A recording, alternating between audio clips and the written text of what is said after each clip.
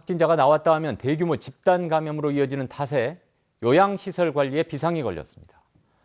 그러나 현장에서는 요양보호사들의 근무 환경 등 근본적인 문제가 해결되지 않는 이상 반복될 수밖에 없다는 지적이 나옵니다. 우종훈 기자가 취재했습니다.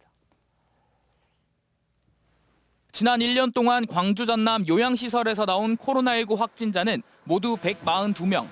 확진자가 발생한 시설은 광주 효정요양원과 한울요양원, 전남 화순요양병원 등 5곳에 불과합니다. 한 곳당 28명이 나온 셈인데 요양시설에선 확진자가 나오기만 하면 대규모 집단 감염으로 이어지고 있습니다. 대부분 기저질환이 있는 고령자여서 섣불리 상태 변화를 예측할 수도 없습니다. 방역당국은 2주마다 했던 전수검사를 일주일 단위로 줄여 요양시설 내 확산을 막기로 했습니다. 또 요양보호사 등 의료진이 방역수칙을 제대로 지키지 않은 게 드러나면 종사자를 엄중히 처벌하기로 했습니다. 의료진 종사자들이 경각심을 갖고 방역수칙을 지켜줘야 됩니다. 근데 그게 제가 볼 때 잘 안 되고 있는 것 같아요.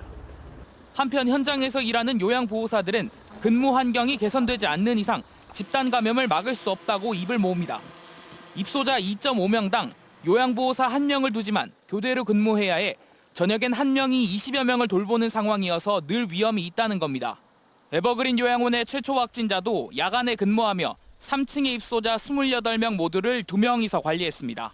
실제 에버그린 요양원 요양보호사는 일손이 부족해 확진 판정을 받고도 입소자를 보살펴야 했을 정도였다며 종사자 처벌만이 능사는 아니라고 말합니다.